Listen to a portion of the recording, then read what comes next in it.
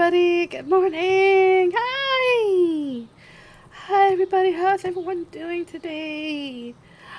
It's so great to see everyone this morning. It's a wonderful morning. Hi.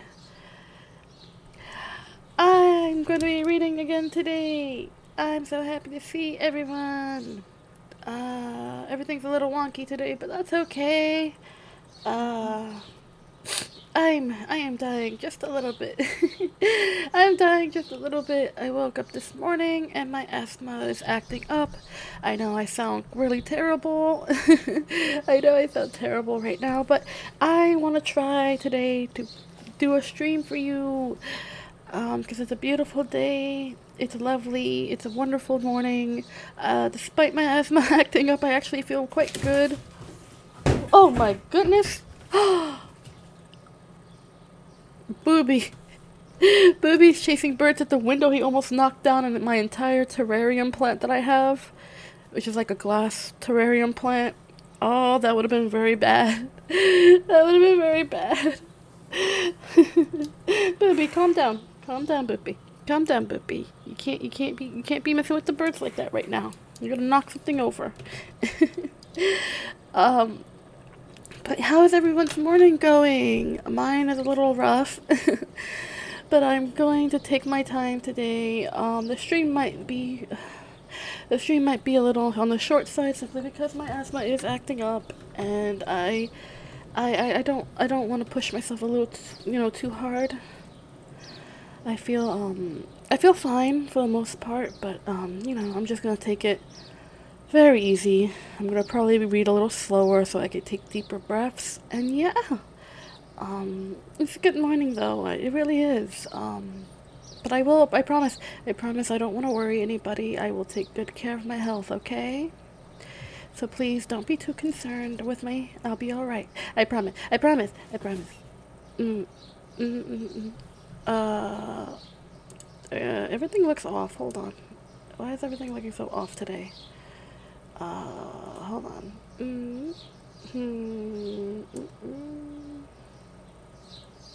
Everything looks off. Everything looks off. I'm just fixing everything. Nope, that's too. My windows.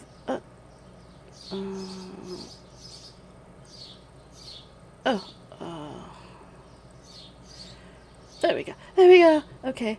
My window settings have been a little weird, so I'm just trying to make sure everything is lined up right. Everything looks good. It's a morning. It's a morning, you guys. It's a morning.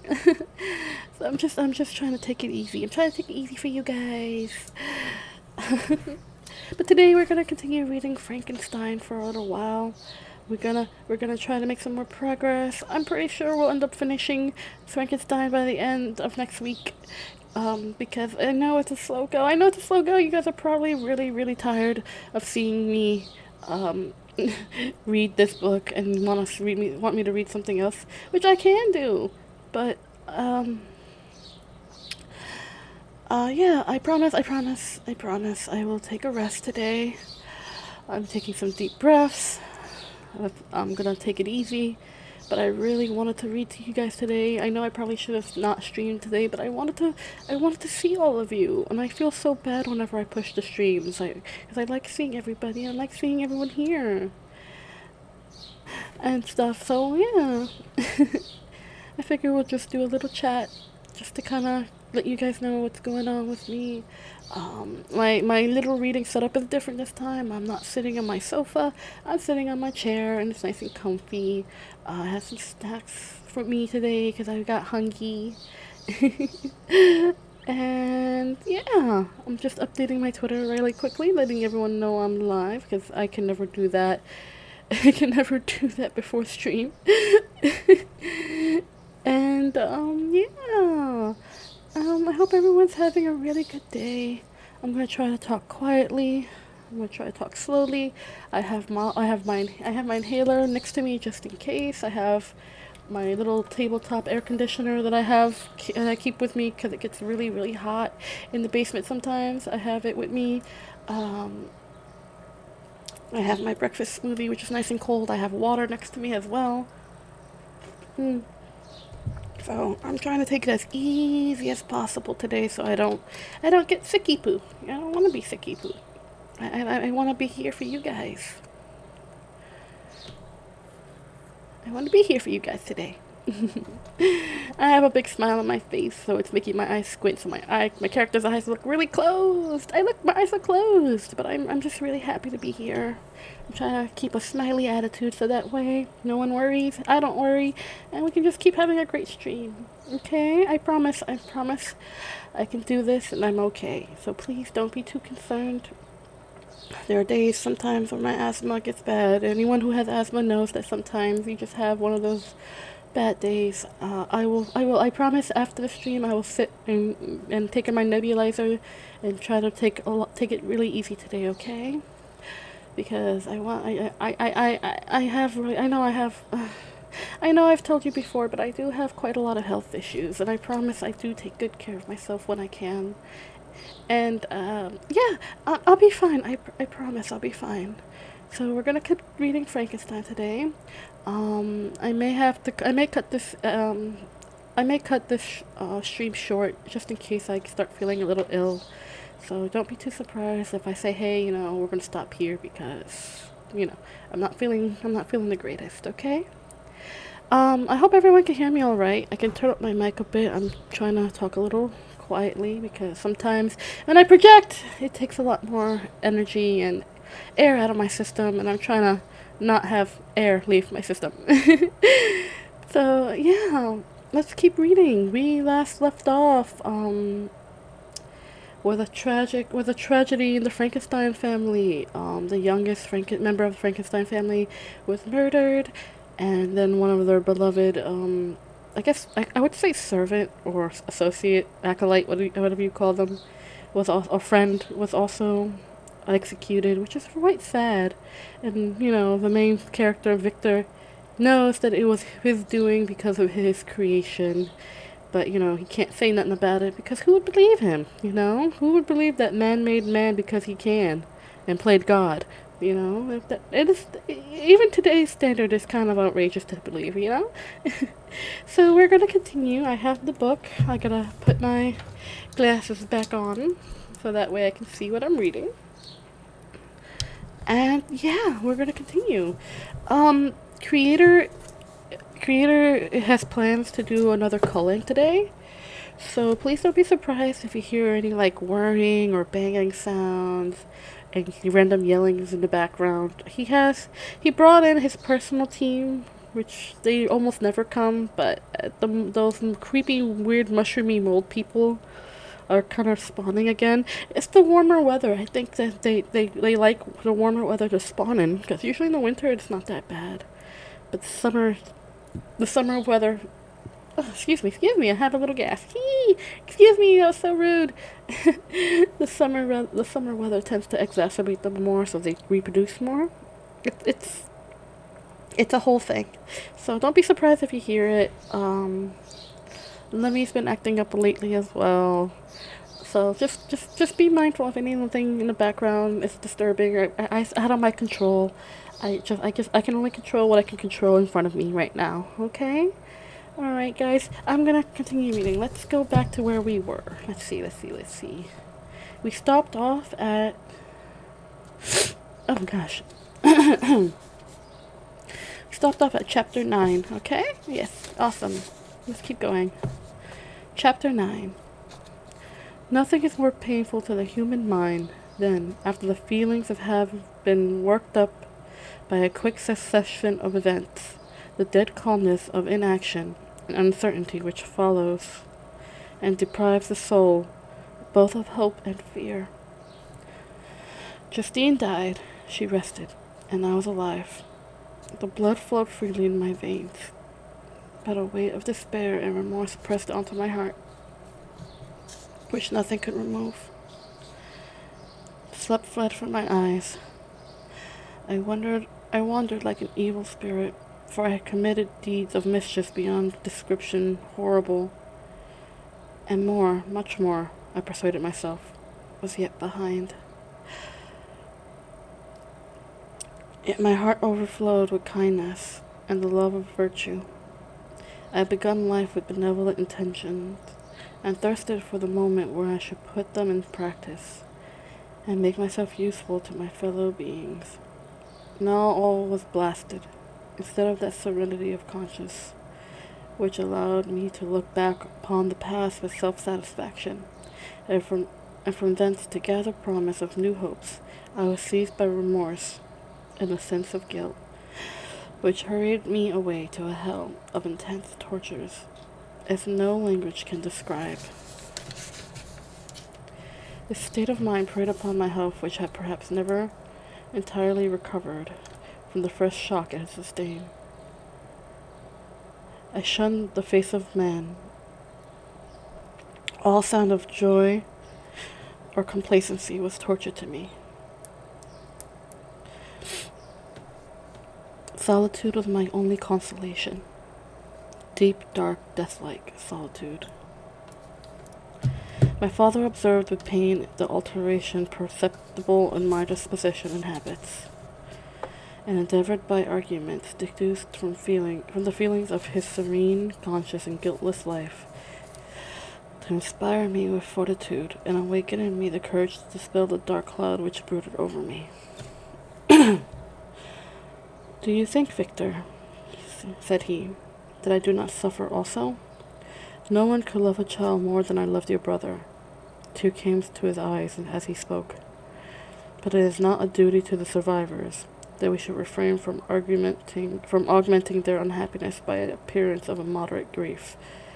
It is also a duty owed to yourself, for excessive sorrow prevents improvement or enjoyment, or even the discharge of daily usefulness, without which no man is fit for society." Give me one moment, let me get something to drink. Drinking helps. Yeah, frozen berry. Yeah, I still have some frozen berry that didn't go down. Yep.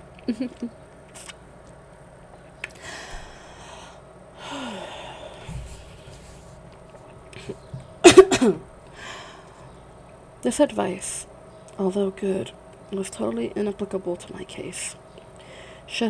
I should have been the first to hide my grief and console my friends, if remorse had not mingled its bitterness and terror and its alarm with my other sensations.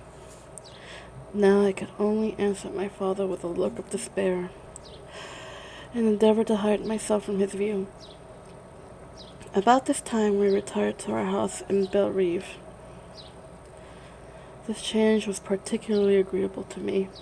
The shutting of the gates regularly at 10 o'clock, the impossibility of remaining on the lake after that hour, had rendered our residence within the walls of Geneva very irksome to me.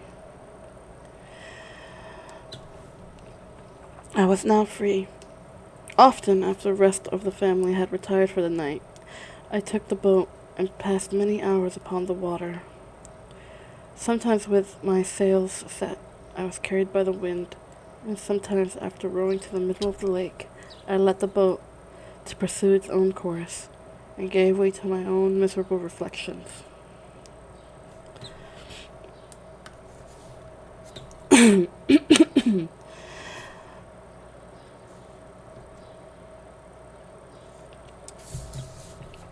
Let's see. Oh, what happened? Hold on one moment. Something happened on my stream setting here. Oh no, a playback error? It shouldn't be a playback error. Hold on. One moment. What's going on? Nani? Nani?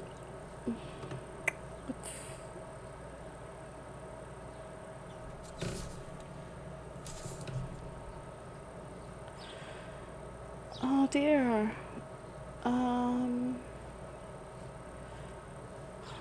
Okay, I'm still streaming. That's good. That's good.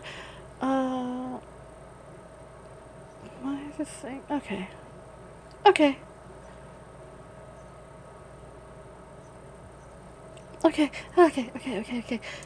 Things are better now. I was worried. I was worried. Okay, okay. Sometimes YouTube gets a little weird. I want to make sure that nothing gets weird so you guys can see everything. Okay, so let's continue. Where was I? I left the boat to pursue its own course and gave way to my own miserable reflections. I was often tempted when all was at peace around me, and I the only unquiet thing that wandered restless in a scene so beautiful and heavenly, if I except some bat or the frogs, whose harsh and interrupted croaking was only heard when I approached the shore. Often, I say, I was tempted to plunge into the silent lake, that the waters might close over me and my calamities forever. But I was restrained when I thought of the heroic and suffering Elizabeth, whom I tenderly loved, and whose existence was bound up in mine. I thought also of my father and surviving brother. Should I, by my base desertion, leave them exposed and unprotected to the malice of the fiend whom I had let loose among them?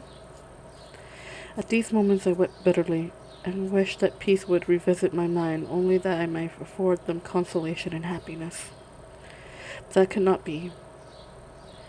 Remorse extinguished every hope. I had been the author of unalterable evils, and lived in daily fear lest the monster whom I created should perpetrate some new wickedness.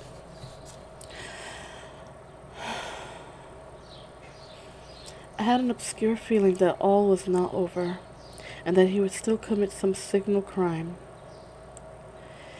which, by its enormity, should almost efface the recollection of the past. Cal, hi! Thank you for coming. I'm a little quiet today, but hi. How are you doing this morning? Or it's nighttime where you are. How are you doing this evening?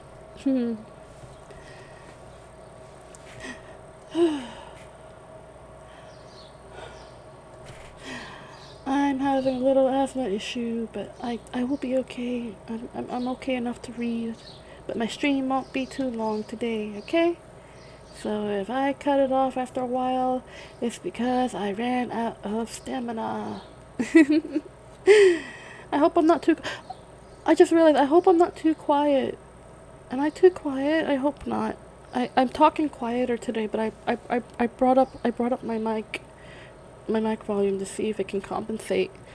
Because sometimes projecting as I do can be a little too much for me. Sometimes hard on the lungs. Pug, yes, pug.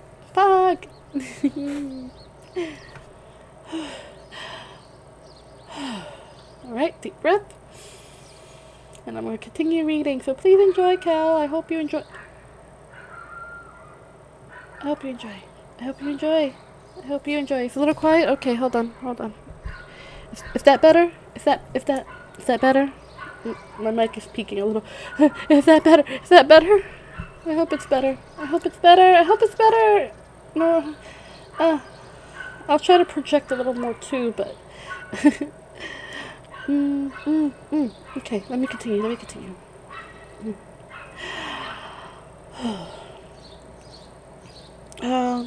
Let's see.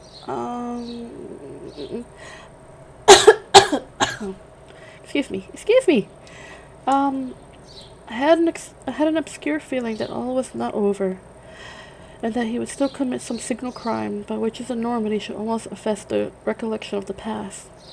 There was always scope for fear, so long as anything I loved remained behind. My abhorrence of this fiend cannot be conceived. When I thought of him, I gnashed my teeth. My eyes became inflamed, and I ardently wished to extinguish that life on which I had so thoughtlessly bestowed. When I reflect on his crimes and malice, my hatred and revenge burst all bounds of moderation. I would have made a pilgrimage to the highest peak of the Andes, could I, were there, have precipitated him to their base. I wish to see him again, that I might wreak the utmost extent of abhorrence on his head, and avenge the deaths of William and Justine. Our house was the house of mourning. My father's health was deeply shaken by the horror of the recent events. Elizabeth was sad and desponding. She no longer took delight in her ordinary occupations. All pleasure seemed to her sacrilege toward the dead. Eternal woe and tears she then thought was just tribute she should pay to the innocents, to those blasted and destroyed. She was no longer that happy creature who in earlier youth wandered with me on the banks of the lake and talked with ecstasy of our future prospects. The first of those sorrows which are sent to wean us from the earth had visited her, and its dimming influence quenched her dearest smiles. When I reflect, my dear cousin, she said, on the miserable death of Justine Moritz, I no longer see the world and its works as they before appeared to me. Before, I looked upon the accounts of vice and injustice that I read in books or heard from others, as tales of ancient days or imaginary evils. At least they were remote and more familiar to reason than the imagination. But no misery has come home, and men appear to me as monsters thirsting for each other's blood. Yet I am certainly unjust. Everybody believed that poor girl to be guilty, and if she could have committed the crime for which she suffered, assuredly she would have been the most depraved of human creatures. For the sake of her few jewels, to have murdered the son of her benefactor and friend, a child whom she nursed from its birth, and appeared to love as if it had been her own. I could not consent to the death of any human being, but certainly I should have thought such a creature unfit to remain in the society of men. But she was innocent. I feel she was innocent. You are of the same opinion that confirms me. Alas, Victor, when false hope can look so like the truth, who can assure themselves of certain happiness? I feel as if I were walking on the edge of a precipice, towards which thousands are crowding, and endeavoring to plunge me into the abyss. William and Justine were assassinated, and the murderer escapes. He walks about the world free, and perhaps respected. But even if I were condemned to suffer on the scaffold for the same crimes, I would not change places with such a wretch. I listened to this discourse with extreme agony. I, not in deed, but in effect, was the true murderer. Elizabeth read my anguish in my countenance, and kindly taking my hand, said, "My dearest friend, you must calm yourself. These events have affected me, God knows how deeply, but I am not so wretched as you are.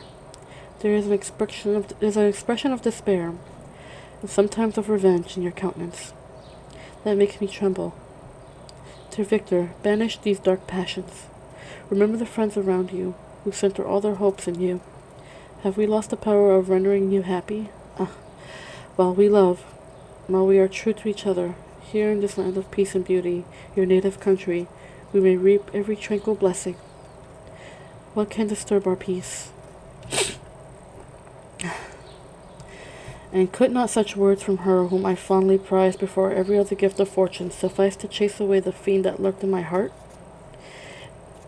Even as she spoke, I drew near to her, as if in terror, lest at that very moment the destroyer the moment the destroyer had been near to rob me of her. Does not the tenderness of friendship, nor the beauty of earth, nor heaven, could redeem my soul from woe? The very accents of love were ineffectual. I was encompassed by a cloud which no beneficial influence could penetrate.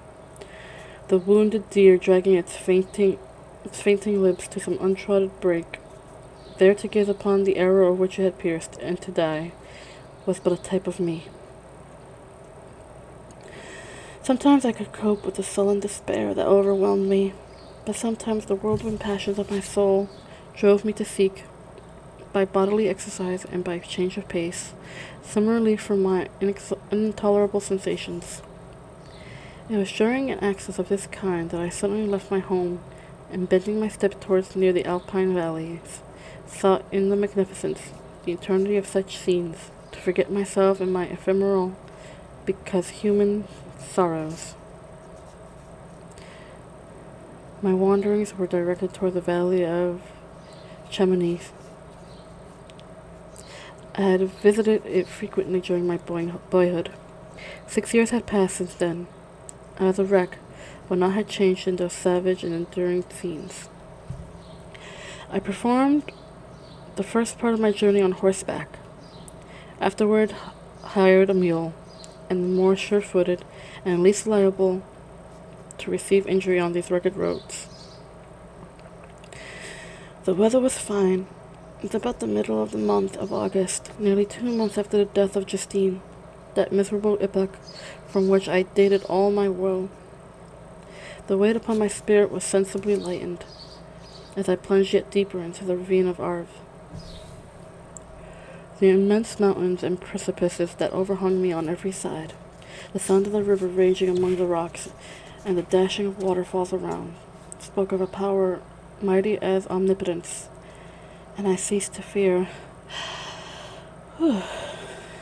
or to bend before any being less almighty than which had created and ruled the elements, here displayed in a most terrific guise. Still I ascended higher. The valley assumed a more magnificent and astonishing character. Hi, Nicholas! Hi! Thank you for coming to the Frankenstein stream. It might be a little short because my asthma's been acting up, so don't be surprised if I don't get through most of this book today. But thank you for being here. I really appreciate it.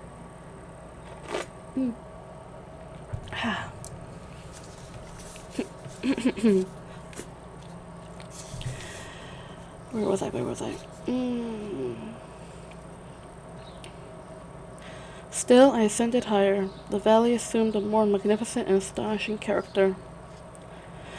Ruined castles hanging on the precipices of piney mountains. The impetuous excuse me.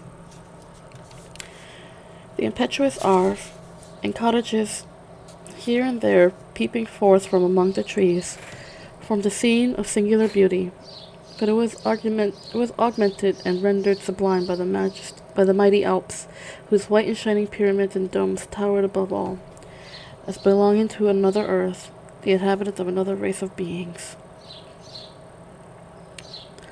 Thank you, Cal. I promise I'm not going to push myself too much. If I start feeling bad, I'm going to end the stream, but I promise I will not push myself too much, okay? I promise.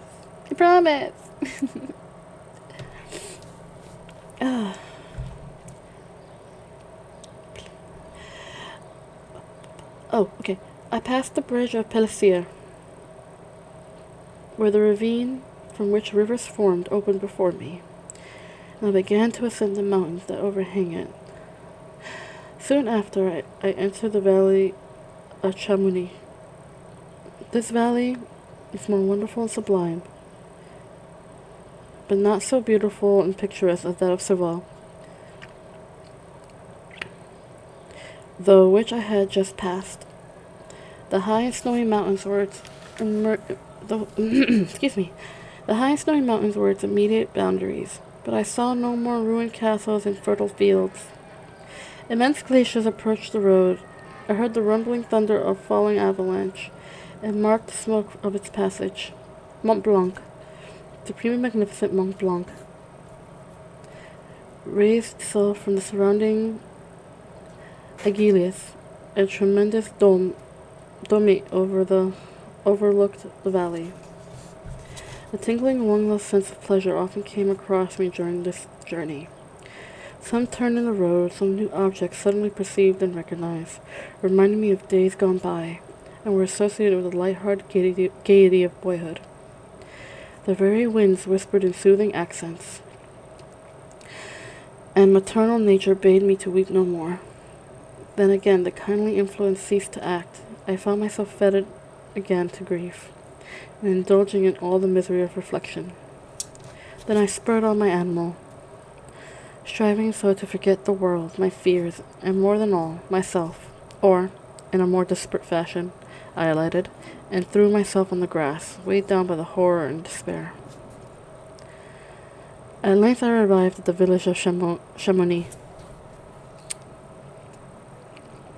Exhaustion succeeded to the extreme fatigue of both body and mind, which I had endured. For a short space of time I remained at the window, watching the pallid lightings that played above Mont Blanc, and listened to the rushing of the Arve, which pursued its noisy way beneath. The same lully sounds acted as a lullaby to my two keen sensations. When I placed my head upon my pillow, sleep crept over me. I felt it as it came, and blessed the giver of oblivion. I spent the following chapter 10. I spent the following day roaming through the valley.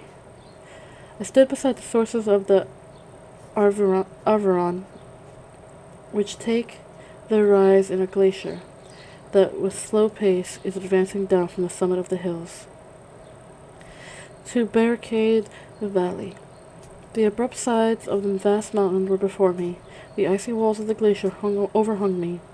A few shattered pines were scattered around, and the solemn silence of this glorious present chamber of imperial nature was broken only by the brawling waves or falling of some vast fragment, the thunder sounds of an avalanche, or the crackling reverberated along the mountain of the accumulated ice, which, though the silent working of immutable law, was ever and anon rent and torn, as if it had been but a plaything in their hands. These sublime and magnificent scenes afforded me the greatest consolation that I was capable of receiving. These sublime and magnificent scenes afforded me the greatest consolation that I was capable of receiving.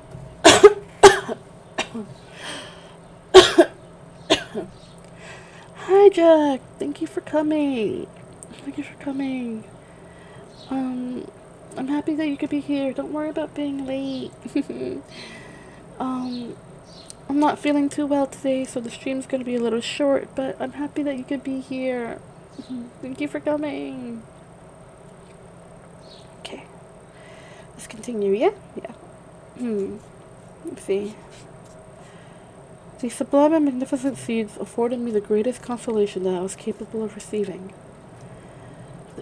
They elevated me from all littleness of feeling. Although they did not remove my grief, they subdued and tranquilized it. In some degree, also, they diverted my mind from the thought over which it had brooded for the last month. I retired to rest at night. My slumbers, as it were, waited on and ministered to by the semblance of grand shapes that I wish I had contemplated during the day. They congregated around me. The unsustained snowy mountain top, the glittering pinnacle, the pine woods and raggedy bare ravine, the eagle soaring amidst the clouds, they all gathered around me and bade me to be at peace. Yeah, my asthma is acting up today. I promise I'm okay. I'm going to be okay. If I feel bad, I'm gonna end the stream. But I promise I'm gonna keep going until I can't anymore. I'm just taking it easy, talking a little softer, so that I'm not exacerbating my voice or my chest. Because sometimes projecting takes a lot of air and force, so I'm trying to be a little more quiet today. I'm taking deep breaths when I can, so that I'm not, hindering myself too much.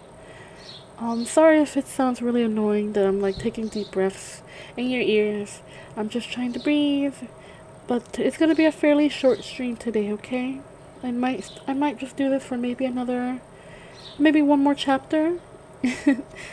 I want to try and make a little bit more progress in the book, because I would love to be able to finish this by next week. But I promise I'll be okay. I'll be okay. I'm taking deep breaths. I have water. I have my inhaler. I'm okay. I promise.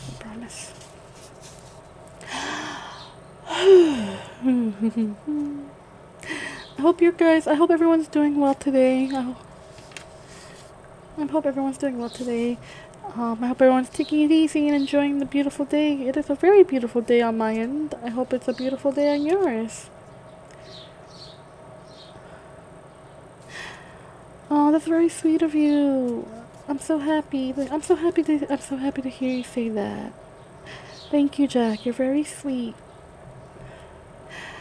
I'm gonna try to finish this chapter, and then maybe I'll just talk to you guys for a little bit, and then maybe in the stream, just so I'm not pushing myself too much. But please feel free to put comments while I'm reading, so that way I can answer them after I finish this chapter. So anything.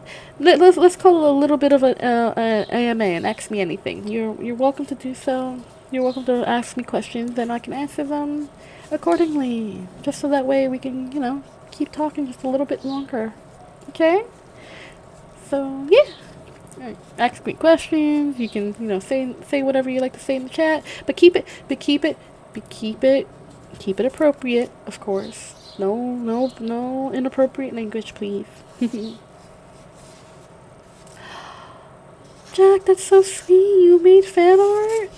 Oh, thank you. That's so sweet. I can't wait. I can't wait to see it. I'm excited to see it. I can't wait. But please take your time. Please take your time. You don't rush or anything on my account. You take your time with it. I can be patient. I'm very patient. So I can wait. I can wait to see. I can't wait to see it. Yeah. All right, let me continue this chapter because I do want to finish it. Let's see, where was I? Let me get a drink real quick. Sorry.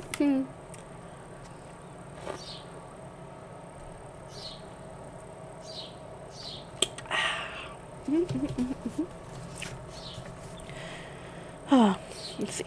Where they had fled when the next where had they fled when the next morning I awoke? All of soul inspiring, all of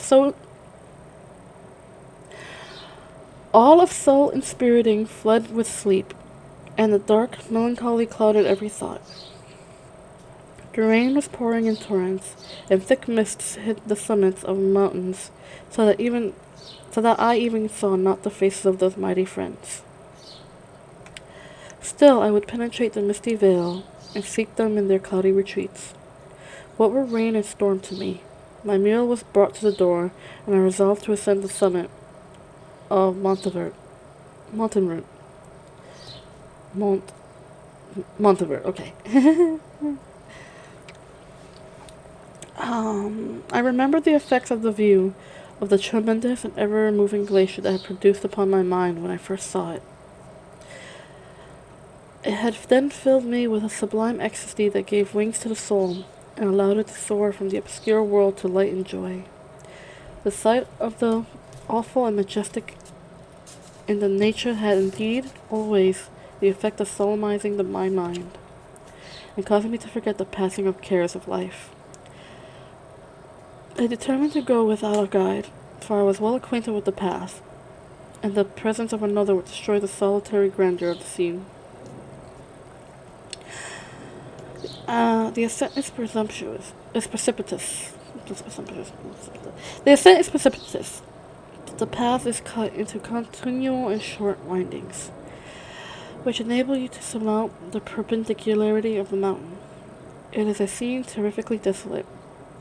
In 1,000 spots, the traces of the winter avalanche may be perceived, where trees lie broken and strewn on the ground. Some entirely destroyed, others bent, running upon the jutting rocks of the mountain, or transversely upon the other trees. The path, as you ascend higher, is intersected by ravines of snow, down which stones continually roll from above. One of them is particularly dangerous, as the slightest sound, such as even speaking in a loud voice, produces a concussion of air sufficient to draw destruction upon the head of the speaker. The pines are not tall or luxuriant, but they are somber and add an air of severity to the scene. I look to the valley beneath. The vast mists were rising from the rivers which ran through it, and curling in thick wreaths around the opposite mountains, whose summits were hid in the uniform clouds, while rain poured from the dark sky, and added to the melancholy impression I received from the objects around me. Alas, why does man boast of sensibility superior to those apparent in the brute? It only renders them more necessary beings. If our impulses were confined to hunger, thirst, and desire, we may be nearly free. But now we are moved by every wind that blows, and a chance word or scene that word may convey to us. We rest, a dream has power to poison sleep. We rise, one wandering thought pollutes the day. We feel, conceive, or reason, laugh or weep, embrace fond woe, or cast our cares away. It is the same, for be it joy or sorrow, the path of its departure is still free. Man's yesterday may never be like his morrow, naught may endure but mutability. It was nearly noon when I arrived at the top of the ascent. For some time I sat upon the rock that overlooks the sea of ice.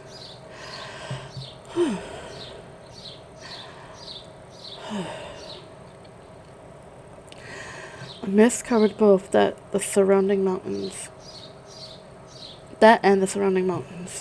Presently a breeze dissipated the cloud, and it descended upon the glacier. The surface is very uneven, rising like the waves of a troubled sea, descending low and interspersed by rifts that sink deep. The field of ice is almost a league in width, but I spent nearly 2 hours in crossing it. The opposite mountain is just a bare, perpendicular rock. From the side where I now stood, Montenvert was exactly opposite. In the distance of a league, above it rose Mont Blanc in awful majesty. I remained in a recess of the rock, gazing on this wonderful and stupendous scene. The sea, or rather the vast river of ice, wound among its dependent mountains, whose aerial summits hung over its recesses. Their ice and glittering peaks shone in the sunlight over the clouds.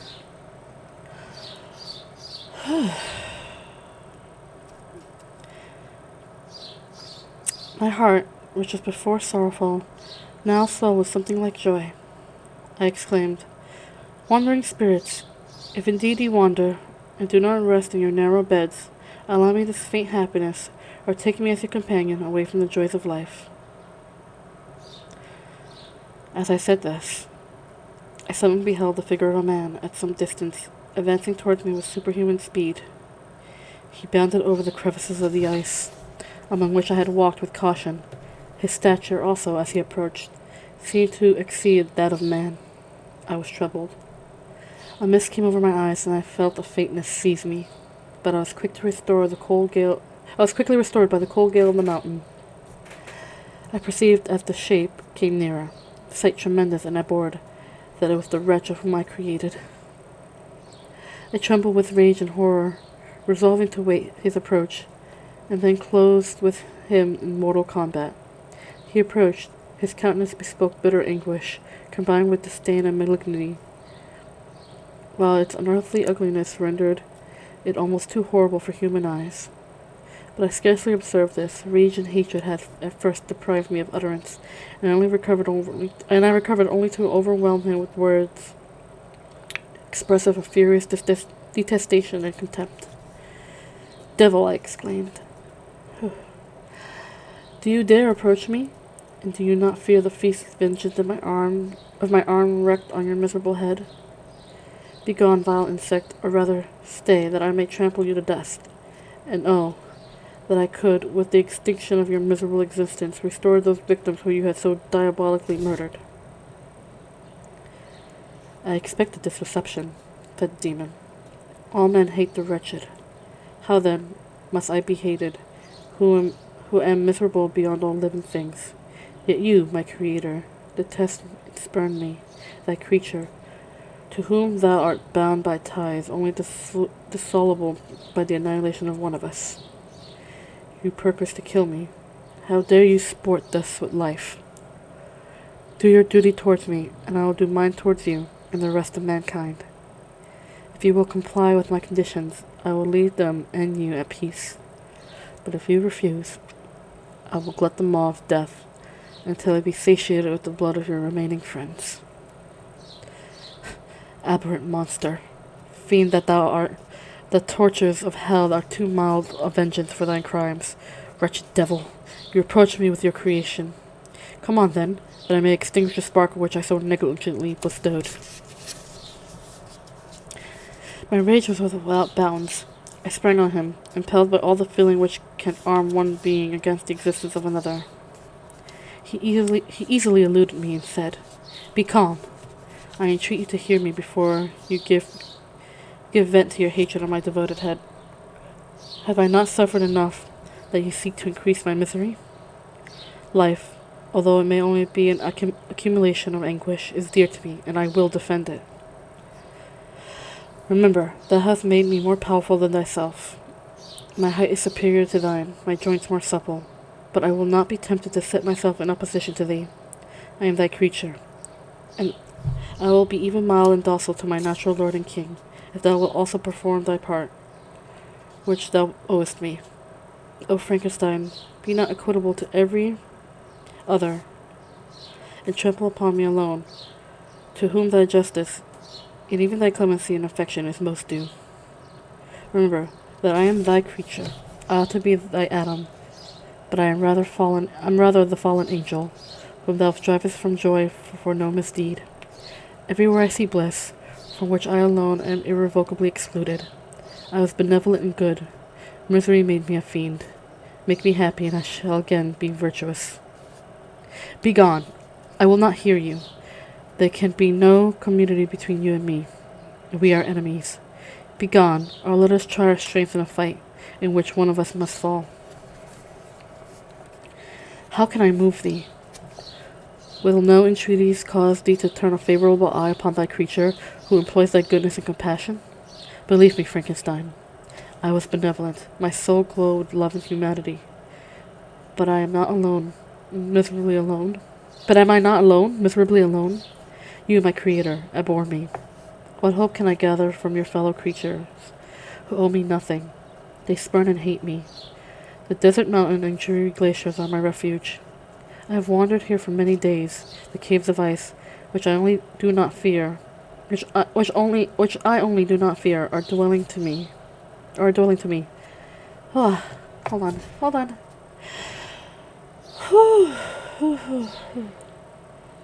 I'm okay. Just need a breath.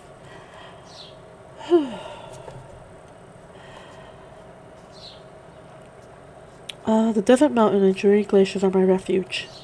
I have wandered here many days. The caves of ice, which I only do not fear, are a dwelling to me, and the only one which man does not grudge. These bleak skies I hail, for they are kinder to me than your fellow beings. If the multitudes of mankind knew of my existence, they would do as you do, and arm themselves for my destruction. Shall I not then hate them who abhor me? I will keep no terms with my enemies. I am miserable, and they shall share my wretchedness. Yet it is in your power to recompense me, and deliver them from an evil which only remains for you to make so great, that not only you and your family, but thousands of others shall be swallowed up in the whirlwinds of its rage. Let your compassion be moved, and do not disdain me. Listen to my tale. When you have heard that, abandon or commiserate me, as you shall judge that I deserve. But hear me. The guilty are allowed, by human laws, bloody as they are, to speak in their own defense before they are condemned. Listen to me, Frankenstein. You accuse me of murder, and yet you would, with a satisfied conscience, destroy your own creature. Oh, praise the eternal justice of man. Yet I ask you not to spare me. Listen to me. And then, if you can, and if you will, destroy the work of your hands. Why do you call to my remembrance, I rejoined, circumstances of which I shudder to reflect, that I have been the miserable origin and author? Cursed be the day, abhorred devil, in which I first saw light. Cursed, although I curse myself, be the hands that formed you. You have made me wretched beyond expression. You have left me no power to consider whether I am just to you or not. Begone, relieve me of the sight of your detested form. Thus I relieve thee, my creator, he said, and placed his hated hands before my eyes, which flung me with violence. Thus I take from thee a sight from which you abhor. Still, thou canst listen to me, and grant me thy compassion, by the virtues I have once possessed, and I demand this from you. Hear my tale. It is long and is strange, and the temperature of this place is not fitting for your fine sensations. Come to the hut upon the mountain. The sun is yet high in the heavens, before it descends to hide itself beyond yon snowy precipices, and illuminate another world. You have heard my story, and can decide. On you it rests whether I quit forever the neighborhood of man, and lead a harmless life, or become the scourge of your fellow creatures, and the author of your own speedy ruin. As he said this, he led the way across the ice. I followed. My heart was full, and I did not answer him, but as I proceeded, I weighed the various arguments that he had used, and determined that at least to listen to his tale. I was partly urged by curiosity, and compassion confirmed my resolution. I had hitherto supposed him to be the murderer of my brother, and I eagerly sought the confirmation or denial of this opinion. For the first time, also, I felt what the duties of a creator towards his creature were, and that I ought to render him happy before I complained of his wickedness. These motives urged me to comply with his demand. We crossed the ice, therefore, and ascended the opposite rock. The air was cold, and the rain again began to descend. We entered the hut, the fiend with an air of exultation, I with a heavy heart and depressed spirits. But I consented to listen, and, seating myself by the fire which my odious companion had lighted, he thus began his tale. Just taking a deep breath. I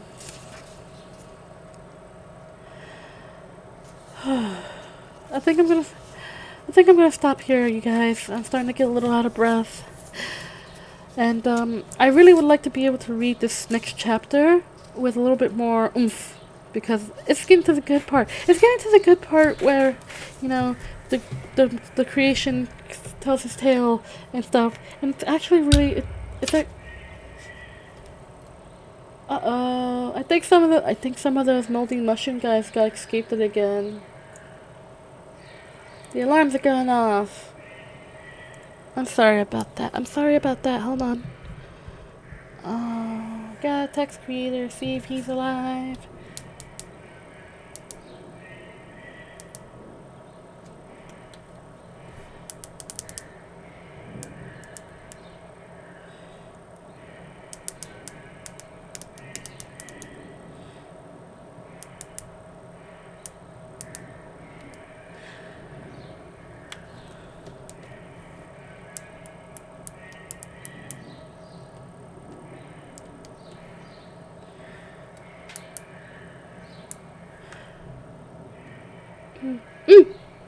Creator's fine. They just triggered the alarm because some of them got a little too far up the corridors.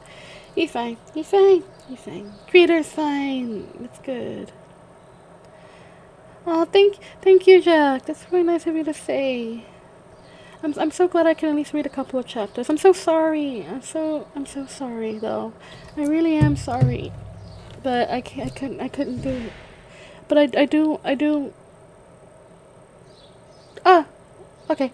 Everything's good. The alarm's off. I heard a big boom, so I think the creator might have blown up some of the, or one of his associates. Because he does have like a team that he does at his normal job, and a few of them know about me and his work, and you know they're basically like his apprentices. Is that the word? Apprentices?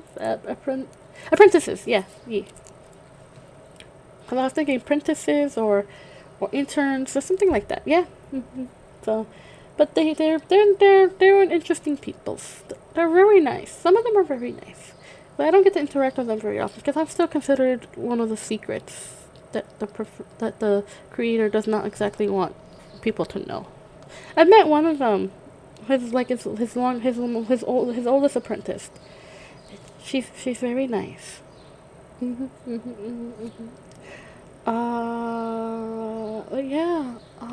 Yeah. Mortal Kombat, Mortal Kombat.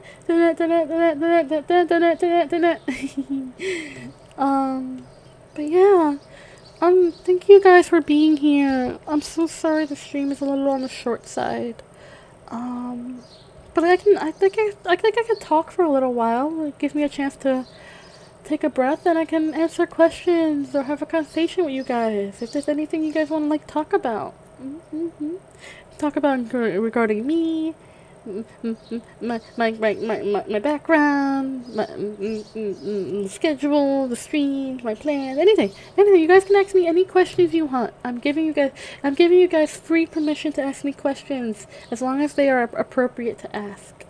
As long as they're appropriate to ask, you guys can ask me anything you want to know. I am an open book, and I'll answer any question as long as I am comfortable. If I am not comfortable answering a question, I will not answer it.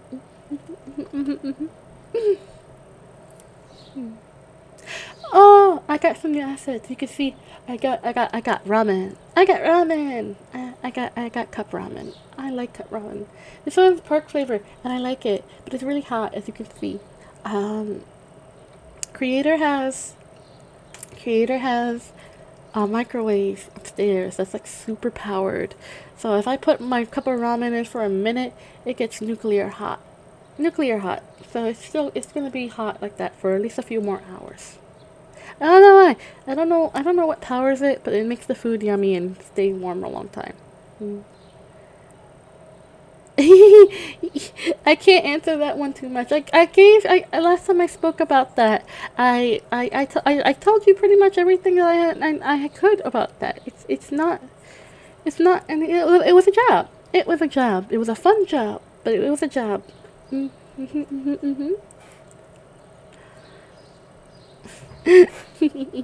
was a fun job. I really liked it. You get to meet many interesting, interesting people.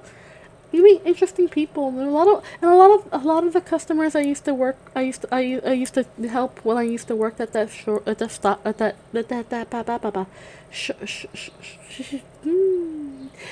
My speech impediment gets worse when I'm not well. There were a lot of interesting people, and a lot of them were very nice when I used to work at that shop. It was always lovely. Always lovely. My favorite ramen. It's instant ramen. It's pork flavor. It's pork flavor instant ramen. It's good. It's good. Dr. Seven. Yes, Dr. Seven is delicious. It's one of the few sodas I'll drink. I don't really drink soda. I'm not a big fan of soda. So if soda for me is like a treat. If I drink a soda, it's either gonna be a Dr. Seven, or a cola, or a ginger ale. I will not drink any other soda because I don't really like soda all that much. I consider soda the same way I would consider a dessert, a treat, a treat. That's all. That's all I consider soda. It's a treat. It's a treat. It's a treat.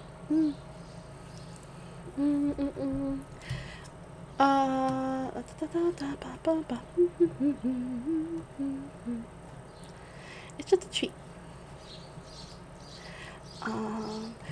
I drink a lot of water too. Like I'm the type of person that just drinks a lot of water. Like I always like drinking water. I'm not particularly fond of like sweet drinks. Except for like I'll drink coffee every once in a while. I'm not a big coffee drinker, but I do like enjoying a nice cup of coffee every once in a while. I like my coffee with just sugar. I don't put no cream or nothing in it. I like my coffee dark and sweet. I like the flavors of coffee. But I don't drink it very often because then it gives me tummy troubles. Because that's what coffee does. It gives you tummy troubles. And I love coffee flavored things like coffee candies. Oh, I love coffee candies. They're some of my favorite candies. I went to an Asian market once and I got these like coffee candies that tasted exactly like how I love my coffee. Strong, bitter, and sweet. And I love those candies. I really want to get some more. Next time Creator lets me go out. I also like the Werther's coffee caramels. Those are nice. Those are nice. They taste a lot like a cappuccino or a macchiato to me, like really sweet coffee flavor. But I would prefer the more bitter sweet kind of coffee flavors. Um, don't drink juice very much. I like apple juice. Apple juice is my favorite juice. I like orange juices. I like to use orange juice whenever I make my breakfast smoothies, which I have one now. Got some strawberries and some blueberries and some watermelon and some orange juice. It's good. Good. Mm-hmm. Mm. It's some of my favorite breakfasts to have. I don't normally eat a lot in the morning because I always feel a little queasy in the mornings. So my breakfasts tend to be very light. I hope if it's morning where you are, I hope you guys had breakfast. Um, I hope you guys have a good meal, no matter what time of day it is when you need to have a meal. It's important. It's important to have. It's important to eat well. It's important to eat well. Mhm. I know some people struggling with eating well. Like I know I have really bad eating habits. Um, because I just don't like I don't know, I don't get hungry like normal people. I just eat when I feel like I need to. Sometimes I'll feel like I haven't eaten in hours, so I'll have a meal or something. But normally I don't really normally feel hungry off a lot, so I don't eat as much, which isn't great because it can slow down your metabolism a lot. Yeah, I know it's 1 a.m. in your time. I know it's late in the morning. It's late in the morning. It's night morning for you. It's night morning. So you can't don't cook. Don't make your roommates mad. But try if you're hungry, have a snack like a really low maintenance snack. My favorite low maintenance snacks are usually toast or Pop Tarts. I don't have any more Pop Tarts, so I would eat toast. A little buttered toast is always so good. Uh,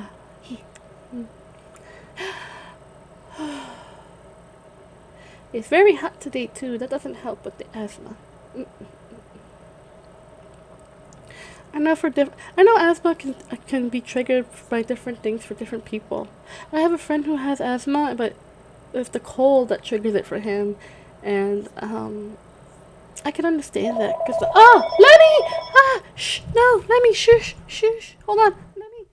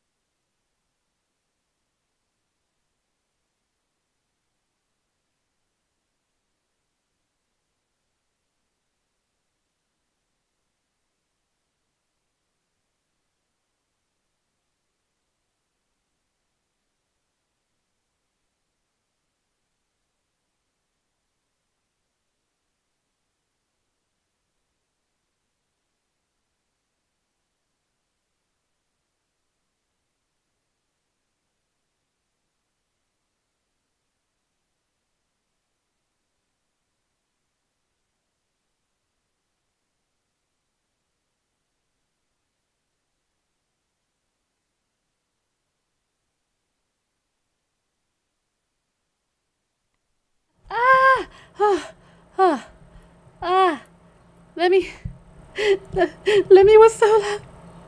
Lemmy was so loud he wouldn't stop. I just got him to stop. I just got him to stop making noise. I had to yell at Lemmy. I'm sorry, I had to mute myself. I had to yell at Lemmy. He was making so much noise. It was so bad. My ears hurt.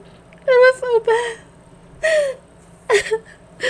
Oh no. Oh no. I'm sorry. I'm so sorry I muted myself for so long. Lemmy was just being so loud. So loud. And screaming. I kept trying to tell him to stop. He started ringing, which is usually how he starts talking.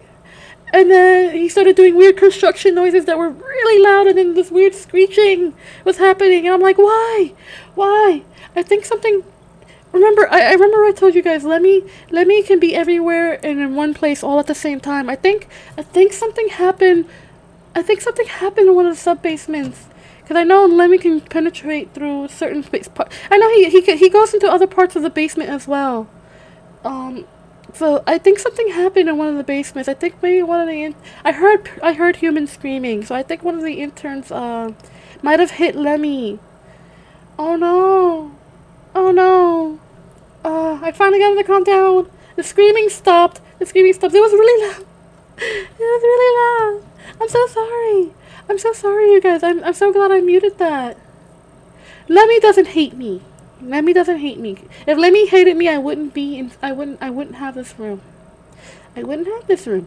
I wouldn't even be here. He probably would have yeeted me out of existence. Trust me. When Lemmy hates something, he lets it be known immediately. He doesn't hate me. He quite likes me, actually. I had to calm him down, though, because I think... Remember, he can be everywhere and in one place all at the same time, because he's a weird anomaly. A weird Eldritch anomaly. I know some of the places that he also resides in the basement, other parts of him. So, what I think happened...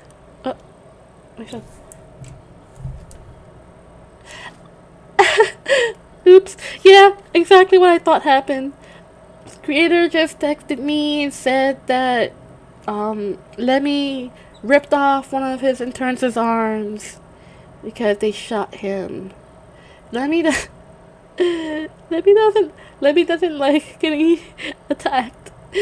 Okay. Oh, that's not good. That's not good. Oh no. Oh, I hope it was the intern that had the robot arm to begin with. I really do, because I don't wanna have to play nurse to my I don't wanna have to play nurse to my creator's doctor at this point. I don't feel well enough to handle that right now. I don't. Oh no. Oh dear. I think I should end the stream now. Everything's going bad. Lemmy is in a bad mood. I need to help Creator. I think I need to help Creator rescue his interns. And then I'm going to take a long nap. I'm going to take a very long nap. Put my nebulizer on and relax and then take a nap. But you guys, I'm so sorry. I'm so sorry.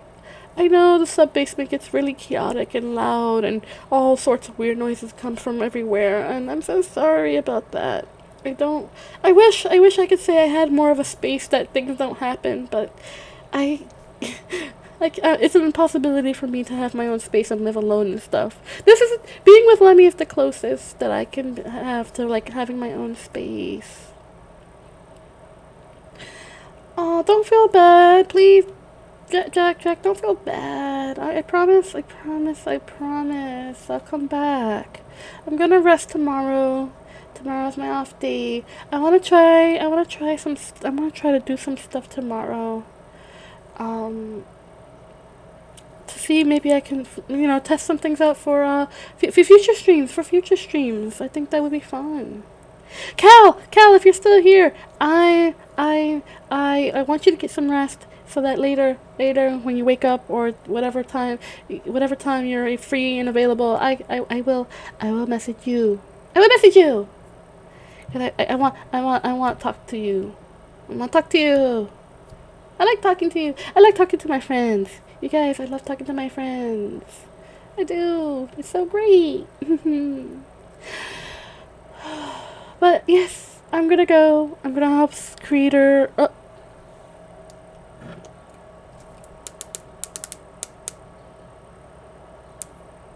I'm gonna I'm gonna go help Creator save his intern. And I'll see you guys. I'll see you guys. I'll see you guys. I'll see you guys Thursday. Thursday, we're doing a drawing stream. We're gonna finish Benny. We're gonna finish Benny. We're gonna finish Benny, and then we're gonna draw some other random stuff. We'll do doodles. You guys can suggest what to doodle. I'll do little doodles. But you guys, please take good care of yourselves today, okay? Take good care of yourselves. It's gonna be really hot. It's gonna be really icky. So make sure to take care of yourselves. Unless you live on south of the equator, then it's gonna be really cold and really uncomfortable. So still, take care of yourselves. I love you all so much. Tell someone you love them. Hug your friends. I forgot what I would usually say at the end of these these streams. And yeah, you guys, I love you guys. Thank you for being so patient with me. I'm sorry this stream wasn't so great, but next time I promise it'll be better. I promise. I promise. I love you all so much. Mwah, mwah, mwah, mwah, mwah. Okay, take care of yourselves. Bye. Wait, where's my... Oh, here it is. Bye.